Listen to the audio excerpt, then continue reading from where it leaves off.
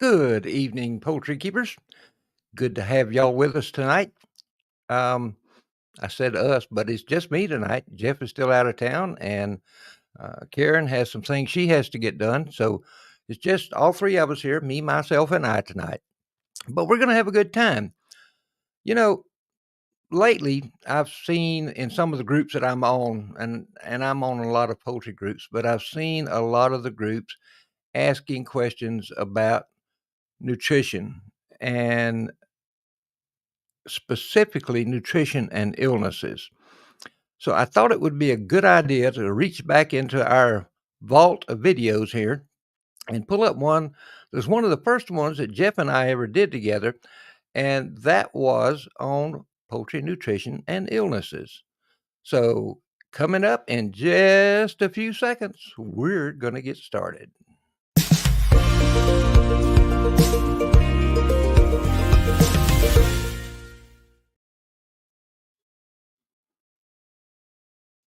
Morning, poultry fans, and we have another great show for you today. And joining me is Jeff Maddox. Everybody seemed to really enjoy your last program with us, Jeff, and we're eagerly waiting to have you back on. And we're very blessed to have you willing to join us. So welcome to the show, Jeff. Hey, thanks for inviting me, Rip. I enjoyed it last time, and I'm sure we'll have a good time this time as well. So, very good. And Jeff's going to be sharing with us a little bit today about illnesses and the role that nutrition may or may not play in some of those illnesses. I got to admit, and I was just telling Jeff before we started recording this, that the first time I had heard him speak on this, it literally blew me away. So this is something you're going to want to take notes on. And in case you can't take notes, this will be recorded, and we will have it available on our YouTube channel, Gold Standard Poultry Solutions. So you can also catch it there later. So, Jeff, what are some of the more common illnesses that our viewers are more likely to encounter that may have a nutritional relationship? Most of the illnesses or diseases that we have out there are coming out of the environment. So, protecting yourself from those are going to be more keeping that immune system functioning at a very high level. A lot of that is going to be coming from the right vitamin levels, primarily vitamin E and selenium. Zinc will also play a pretty significant role in supporting that immune system and keeping the birds as healthy as possible. Look, if they're already as healthy as they can be, right, they're going to be able to fight off when they're exposed to certain illnesses. They're going to be able to fight it off more naturally, and they're going to get through it, build their own immunities to it. Often when I see somebody who contacts me with a catastrophic, illness, as I dig a little deeper, they tend to be feeding feeds that are on the lesser expensive side. Trying to keep their bills down. They probably have a few more chickens than they actually need, but they can't bring themselves to part with them. So then the feed bill gets out of hand. They start looking for that $16.95 layer feed or something like that. And they don't realize that this is like a spiral downward, heading you to less protection for your birds. So, and I got to admit, for a very, very long time, I was right there with them.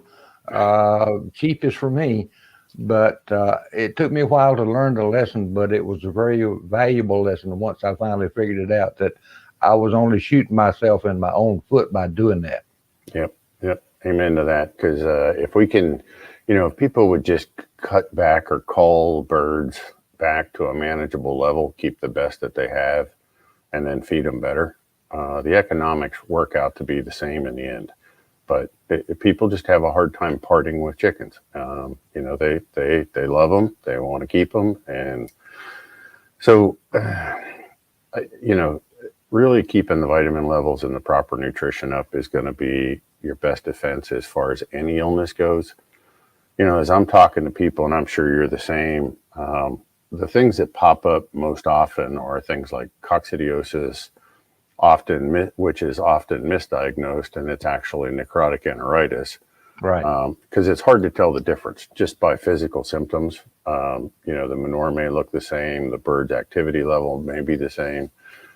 You know, and watching some of the Facebook posts out there, it's like somebody shows a sick chicken and everybody either wants to give it Corid because they think it's coccidiosis. Every problem with a chicken goes back to coccidiosis, or they want to give it ivermectin and they want to worm it, right? And you know, both are environmental. So people can be their own worst or best friend, and by keeping the environment cleaned up, and don't be feeding birds off the ground and discourage them from eating spilled grains off the ground. You know, they're designed to scratch and peck something off the ground, but we don't really want it to be their feed. Okay. Find something else that you can, you know, that they can chase after besides those. So, you know, that environment, again, it's not necessarily nutritional, but if the bird's immune system is functioning at a high level, it won't be as affected, right? It's going to have a couple days of feeling off, and it's going to get right back with the program and move ahead. And it's when, you know, necrotic enteritis or coccidiosis wins the battle. So preventing those, nutritionally speaking, making sure that you're feeding a good probiotic, okay, periodically, not every day, okay, just once or twice a week.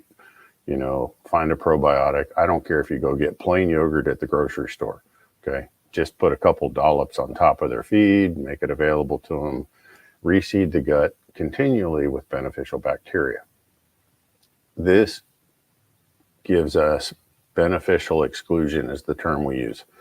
So there's only so many sites in the digestive tract for bacteria to connect to the intestinal wall or the gut wall.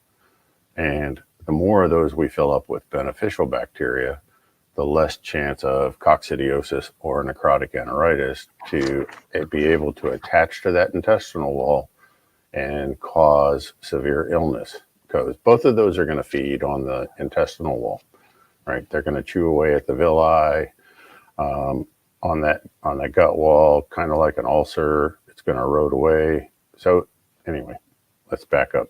Probiotics going to be your number one, right? So as a preventative, feeding probiotics is, you know, you're going to be really happy with doing that. And, you know, I can treat 100 birds with 1 pint of plain yogurt. I mean, that's how far that stretches. Wow. So you're not looking at a huge investment by any means, right? You can go get a quart of plain Greek yogurt, any yogurt, doesn't matter, plain yogurt. And a quart's going to treat up to 200 birds. And, you know, for $2.98 or whatever the cost of that yogurt is, you know, you did a great thing. Even if you only did it once a week, that's going to be beneficial. The simple sugars in the yogurt that come naturally from the milk are also going to feed the beneficial bacteria already residing in the gut, okay? Not feeding the necrotic enteritis, not feeding the coccidiosis oocyst, but feeding the positive, you know, lactobacillus type bacterias, and just feeding the gut in general. So people get all excited, you know, if they have a little bit of coccidiosis. A little bit of coccidiosis is completely normal in a chicken's digestive tract. People don't understand that if you sent me a manure sample and I did a fecal float on it and I saw 0 oocyst, that bird's probably on the verge of dying, okay? Because it does not have a healthy gut. So 0 is not the right answer. Same thing for parasites, okay? If I did that same fecal float and I'm looking for parasite eggs, I want to see 40 to 60 parasite eggs per gram of manure. And that sounds like a lot, and it's not.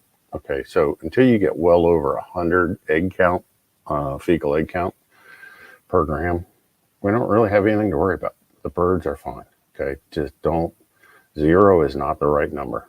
Small amounts are part of the ecosystem of that chicken's digestive tract. Anyway, for treating parasites, if they're actually, go ahead. Did you have something? No, I was just going to say, okay. And I'm assuming you can start this at a very early age with chicks, right on up through adulthood. Oh yeah, yeah. I like to. The first 48 hours, first 2 to 3 days, I want them pretty much chicks to only get on feed. So they know exactly what feed is. Okay. Mm-hmm. And usually at the end, in the afternoon of day 3, we can start with some type of a plain milk product. I don't care if it's whole milk, yogurt, whatever, whatever they choose is fine. Yogurt's easy to use. Whole milk is also fairly easy to use. Both will have the exact same effect on the digestive tract of that chicken. So start at day 3. I like to do it again about day 7, and I'll do it again at day 14. The timing for this is as a preventative for coccidiosis. Notice I said day 3, not every day, day 3, day 7, day 14. Okay. I'm about a week apart, and I'm seeding the gut. I'm helping the gut seed itself with positive or beneficial bacteria, which takes away a space for coccidio to attach, form, and grow. So that works really good. I've got several larger growers, on that protocol. They're doing the day 3, 7, and 14. Most of our birds, if I can get them past day 21, 28 in there, they'll have enough immunity to coccidiosis that we don't really have to worry about it ever again in that bird's life. Okay. But unless something in the environment goes completely haywire, that bird will have its own, natural biosystem, and the coccidiosis should not be a problem. Now, if I go in and treat a bird, and I just had an incidence of this, someone contacted me, horrible coccidiosis, losing birds, but the birds were started on a medicated starter. Those medications, that amprolium or that chord in that feed, will not allow that bird to develop its own natural immunities to coccidiosis. All right, it's going to inhibit, it's going to retard or slow down that immune system for development. I know a lot of people like to use medicated feeds because that's what the feed store tells them, or that's what their friends all use, or whatever the reason is. Mm-hmm. But in a good, fairly clean environment with low exposure to coccidiosis, those birds will actually be able to thrive and be healthier in the long run. So we can, this is way off topic of what you asked me to come on for, but using medicated feeds actually is going to probably more than likely affect our overall reproductive performance as the adult bird. Okay. It's going to get into the system. It's a negligible amount, right? I mean, we might be talking about 5% difference in hatchability, but if you're working with a really hard to fertilize type, if you're working with a breed that's hard to copulate and fertilize naturally, 5% can be huge for you, right? If you're, some of those really heavy breeds that have a hard time mating, naturally, we're just kind of putting ourselves back, one more step or behind that curve. So those amproliums early on are going to interfere with proper development of other body systems. And the longer you feed it, the more it's going to delay everything else in that chicken's life. So, try not to do it any longer than you have to. And you can get the same effects out of using copper sulfate in the water as using amprolium in the feed. 1 tablespoon of copper sulfate, blue crystal powder, in 5 gallons of drinking water. You can run it periodically for 3 days, and you're going to get the exact same effects as though you were feeding a medicated feed or putting cord in the water. It works fine. And I don't like to do anything prophylactically or just as a just when it comes to something like copper sulfate or cord, use them as designed, for short periods. It only takes 2 to 3 days to get things back to normal if we fix the environment and got things under control. So copper sulfate to me is a whole lot more natural, and it's easy to get, doesn't require any kind of drug license, even though Amprol doesn't either. It should. Anybody can walk into Tractor Supply and buy a gallon of cord anytime they want. And They have no idea the long-term effects, that's having on our environment, their bird, everything. I mean, we're killing earthworms and things in the soil because of overuse and improper use. Jeff, where could a poultry keeper find copper sulfate? Can they get that at the feed store, at the drugstore? Garden center. Garden centers center. almost always keep little 5-pound bags of copper sulfate.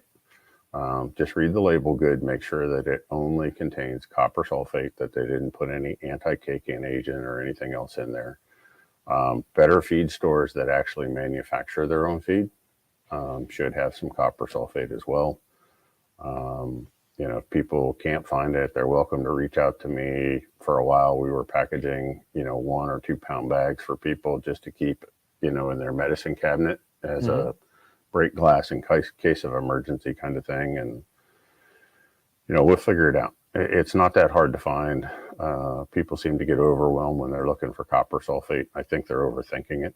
Like I said, any good garden center, I can go buy copper sulfate, blue crystal powder, dissolves in water, and usually I'll make a stock mix in the house with warm water. So I'll take my tablespoon, put it in a quart or a half-gallon container.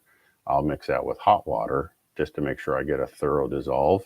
And then I'll take that out and put it in the 5-gallon bucket and then fill it up with cool water or cold water right out of the hose or however the water's being filled.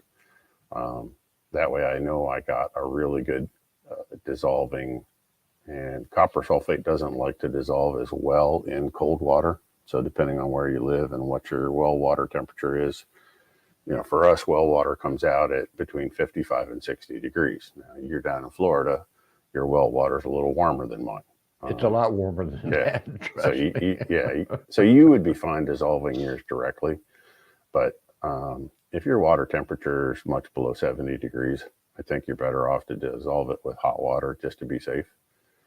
And then, just administer it. I tell folks 3 days on, never more than 3 days, because copper will load up in the soft tissues, and we can get some long-term negative effects.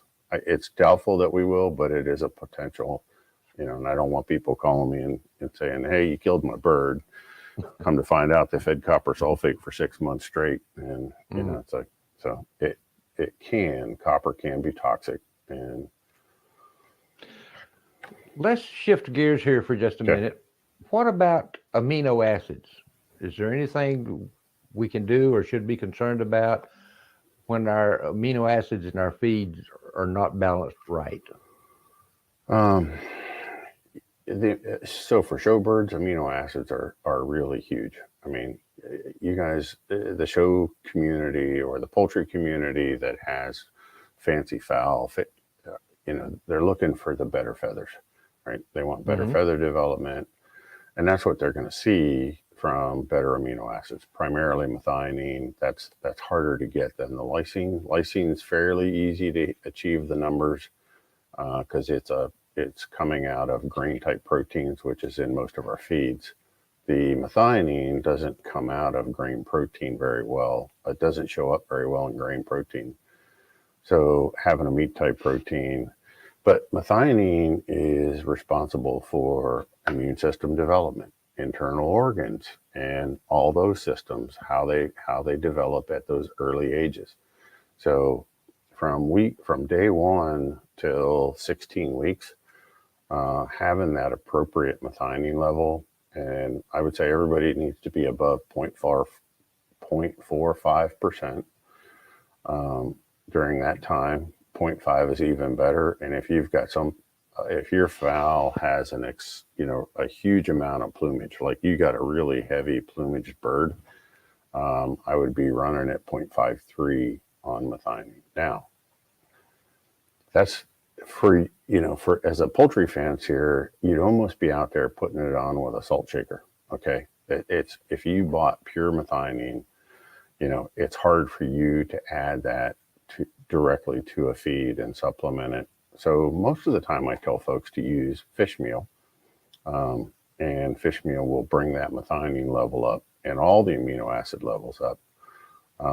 And as little as a teaspoonful a day of fish meal can make a huge difference. Again, that depends on the size and weight of the bird. Mm-hmm. The smaller, medium-sized birds in that 4 to 6 pound teaspoon's good. Heavier birds, heavy plumage, up in that 10-pound range or higher, I could be doing two teaspoons a day of fish meal. Birds like it. They like the smell of it. It's a meat protein. They usually go right after it, so it's not usually a problem to get them to clean it up. Poultry folks aren't real happy because it's powder and it falls to the bottom, so you're going to want to figure out a way to help it stick to the other grains that you're mixing or that you're feeding, so it stays kind of in suspension, so to speak. And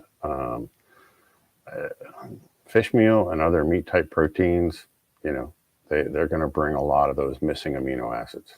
And they also, a good fish meal runs around 10% fat. So you're going to be picking up the omega-3s that your bird needs that it's not getting anywhere else. You're going to have better liver function. You're going to have better cholesterol depositing. The benefits kind of go on and on. But what they're going to see the most is way better feather formation. The feathers are just going to structure, at a higher level. And you can overdo it. Beyond that level that I talked about earlier, you're just kind of wasting the methionine. It's just going to end up manuring out the back end. So if you're feeding the fish meal and you want to know if you have too much or don't have too much is, if you taste it in the eggs, you probably have too much, and back it down a little bit. But the other thing is undigested or unabsorbed protein is going to come out as an ammonia smell. So you're going to have a much higher ammonia smell, in the chicken house or wherever you're keeping your birds. Mm-hmm. So you may need to adjust it that way. People are also welcome to contact me, and I get back to them as quick as I can. And I can try and help them balance it out, and figure out the right level based on their birds. Because a bantam's not going to even need a full teaspoon. A half a teaspoon for a bantam type breed, just because of their body weight, is going to be plenty. And that's a pretty good rule of thumb, based on their body weight, because of how much feed they intake, and how much feather we have to deposit. Mm-hmm. Mm-hmm. Yep. What about vitamins and minerals? Yeah, what do we need to know there to keep our birds healthy? Yep. I kind of made a little bit of a cheat sheet after you and I talked, and I emailed this to you, and I don't know if you can put it in show notes after the fact, but there's I sent you a couple of website links that people are welcome to go. They're free to the public, right? And why you wouldn't use them, I don't understand. There's no sites out there that give you really great nutritional requirements for breeders. Okay? So, it took me a while to figure it out. And go find something. And Hubbard, if you do a search on Hubbard breeders or Hubbard Poultry, they probably have, and their technical library will lead you down the right road. But they're calling for 65 to 7,000 international units of vitamin A per pound of feed, right? And vitamin D in that 2,000 to 2,500 range, vitamin E at around 100 international units per pound. So those are just some of them, but they give you a full list of the different vitamins you need out there. Now, these types of feed still are not off the shelf ready or available for breeding folks, for folks who have fancy fowl. Okay. It really saddens me that, somebody is not paying attention to it, and they may have been paying attention to it. I see a couple companies starting to think about it. Kalmbach out of Ohio has put together, a higher breeder feed. Still doesn't hit those levels I just talked about, but at least they're making the attempt. I think where it's failed in the past is it has a hard time hitting any market saturation. So when people see $25 or $26 a bag for feed, they're like, no way, I'm going down to Tractor Supply and buy my $18.95, 16% layer feed. And they don't understand what they're missing. They until they try it, okay, they'll never see the difference until they actually try it. And you can also, you can purchase supplements to compensate for these and add it to existing feeds, which, is something that you and I know that I've come out with. Mm-hmm. It's one way to do it. It's at about 3 cents per bird per day.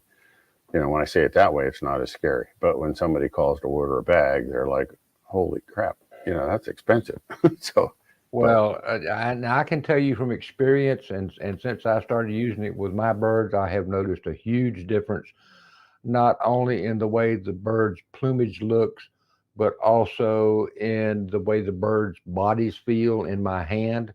And also, I see a difference in activities, and they just seem to be much calmer. I've got barred rocks, and golly, those things I thought were pretty calm, and these, now that I've got them on your supplement, golly, they're underfoot. I'm tripping and falling over them. I'm afraid I'm going to squish them. But they've just gotten real chummy. Yeah. But if their nutritional needs are being met, that's exactly what you want. I mean, they should be, depending on the breed, they're going to be really calm, laid back, not too excited about anything. That's a good sign. That's really a good sign. And I'm glad you're seeing that. And the thing that really shocked me, to be honest with you, is it didn't take very long before I started seeing a change in their attitudes and that sort of thing. Like I said, they were much calmer. The other changes have been a little bit slower in coming about, but that, with plumage, and some of these are young birds, and you got to wait till they molt those newer feathers in. But mm-hmm. it definitely makes a difference, and I would highly recommend it. Yeah, right after the molt is when most people are seeing the biggest difference. So if they start, just before the molt, while the bird's going through the molt, coming out of the molt, they notice the plumage part of it way better. Over about a month to 2 months time, they'll notice less internal fat, more body density. So the bird will just, they'll get that denser, harder, yes, more solid feel.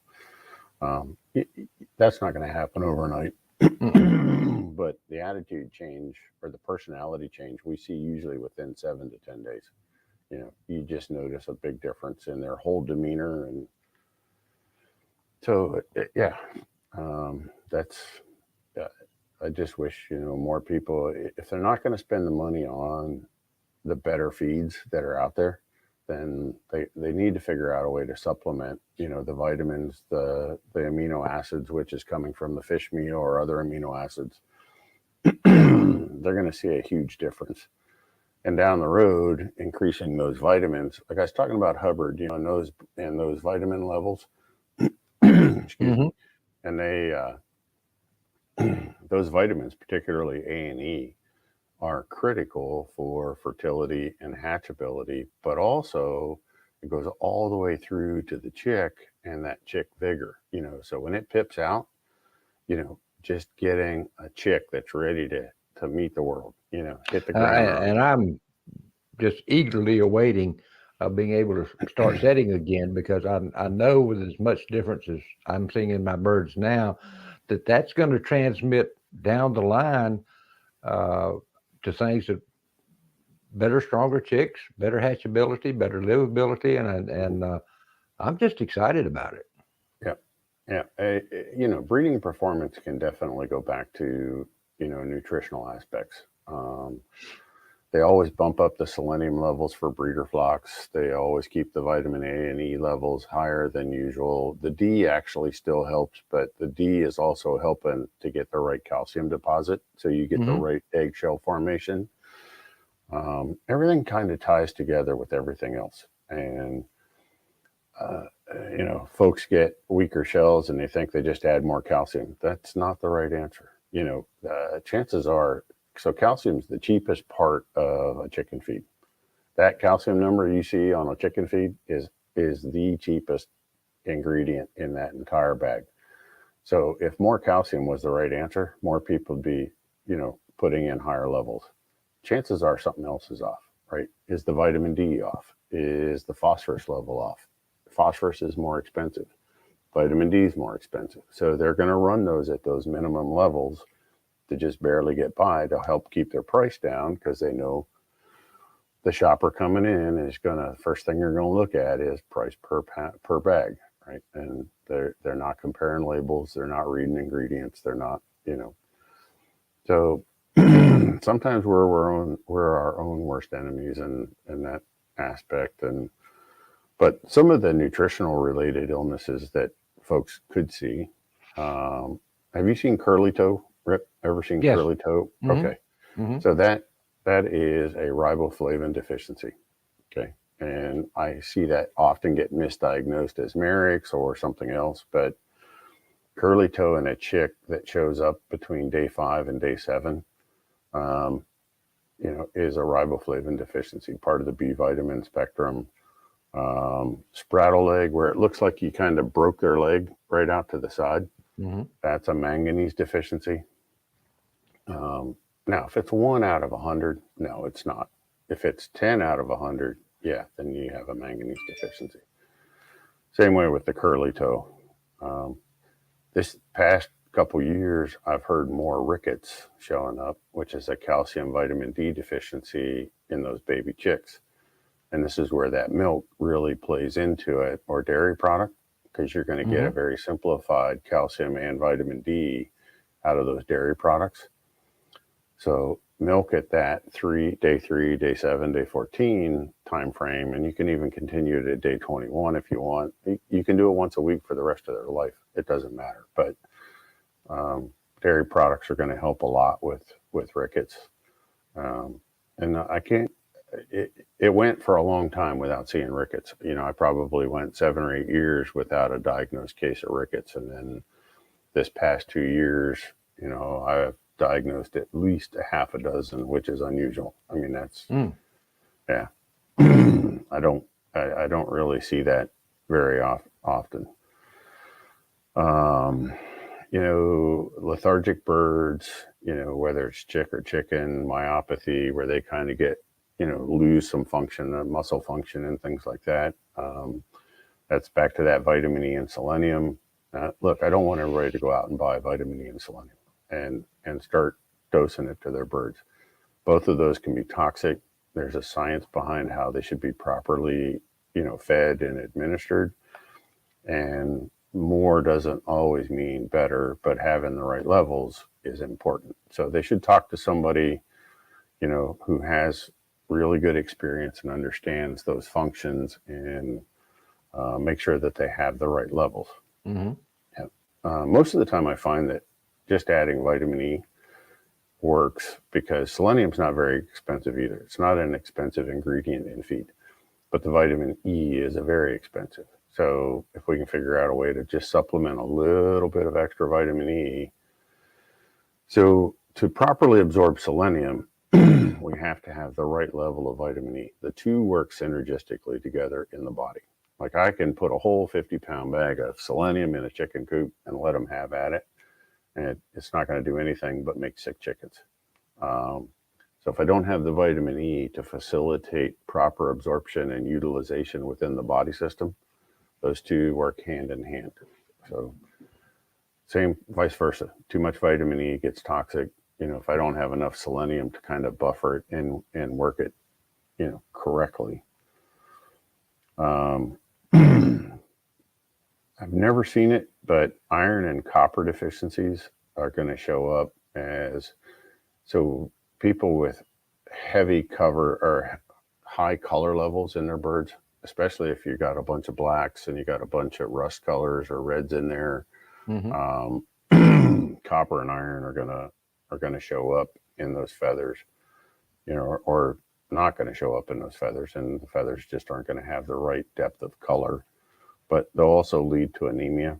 Again, I don't see this very often, and neither of those are very expensive, but there are some backyard mixes that I've ran into where people don't understand the importance of those, and it'll make a big difference. Go ahead. I was just going to say, talk for a minute, and I can't remember exactly where I heard you say this, but the role of B vitamins and the effect that it has on a flock's demeanor. So B vitamins as a whole, all the B vitamins are what we refer to as our calming vitamins, or they're your stress management. That's a better way to say it, because when you or I or any creature is under a heavy stress load, the B vitamins burn off very rapidly. Now, B vitamins are normally stored in the liver or the brain, mostly in the liver. But they're the vitamins that enable us to manage stress better. Okay. So, some major stress comes along. Those B vitamins are also critical to be deposited in the yolk for the chick, for hatchability, getting that chick off the ground. Those B vitamins are critical for that. But that's also a stressful event. Coming out of that shell is not an easy task. We just kind of, look at it and wonder how that happens. But it's your B vitamins are going to be your stress vitamins, and they're also going to be key to reproductive performance. And B vitamins are expensive, and so again, they tend to, in a commercial type feed, they tend to keep those at lower levels, to help hold the cost down. So the bargain buyer, will buy their feed over the next guy's feed. And in a breeder situation, that's definitely the wrong way to go. Trying to get every chick you can get to hatch is your future. I can't help but wonder what role B vitamins might play in some of our flightier breeds like Leghorns, Minorcas, Anconas, the Mediterranean birds, who tend to be naturally flighty by nature. And I'm wondering if those folks that are raising those breeds might give that a shot. And if they just want to run a cheap experiment, there's a liquid B vitamin complex called Total B liquid, and it's a sublingual made for humans that can go underneath your tongue. But it's a blend of B vitamins specifically for boosting that. And 1 milliliter, which is 1 dropper full, comes with a dropper, so you can take it. 1 dropper full is 1 milliliter. So 1 milliliter is good for about a gallon of chick water, and they should have a control group, get some of this Total B sublingual, put a few drops in their water bowl, just, have a half a dozen birds that you're running the test with, put a few drops in each water bowl every day and watch the demeanor change. Okay. Watch that. If they're keeping them, penned up individual or, mating, some people don't always see the difference when it's a whole group, when it's a whole flock setting. Not everybody sees the difference because it can be very gradual. It's a gradual change, and things that, change gradually are not as obvious to some people.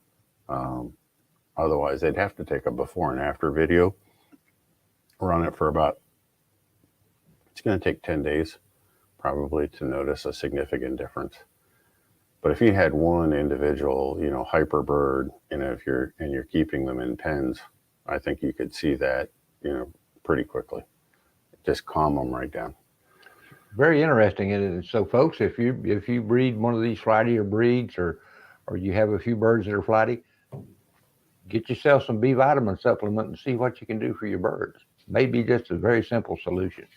Yeah, and inexpensive as well. That Total B sublingual is under $10 a bottle. It comes in a little 1 ounce fluid bottle. It's going to last you quite a while.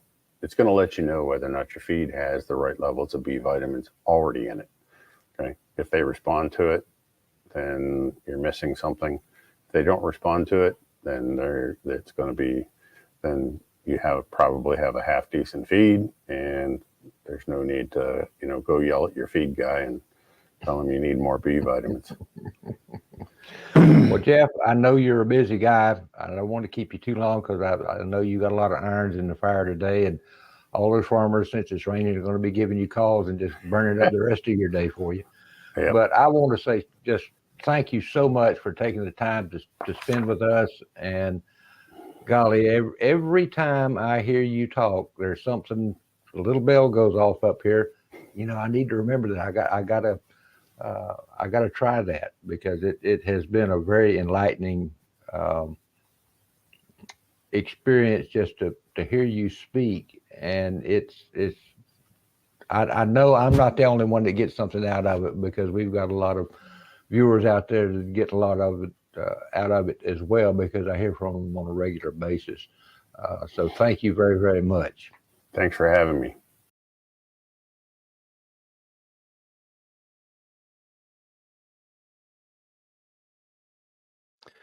Well, there you have it, Jeff Maddox on nutrition. We are looking forward to getting back with you guys in about 2 weeks. It's going to be fun. I've got a little something special planned for that. But before I go, I just want to remind everybody that it is summertime, and man, it is hot. It's unbelievably hot here where I live. We've had multiple days in the last couple of weeks where the feels like temperature has been 100 degrees plus. One day down south, just a little bit south of me, it was 112. So these hot summer temperatures are hard on our birds. Make sure that you have plenty of shade, get the air moving, and give them some electrolytes in their drinking water. That will really, really help. And by the way, put some electrolytes in your drinking water too, because you need it. You suffer from the heat just like the birds will. So until we meet again, I keep y'all in our thoughts, and I hope, I really, really do, that you have a really good time with your birds. Keep them growing, keep them happy, and keep them healthy. Until next time, we'll talk to you later. Bye-bye.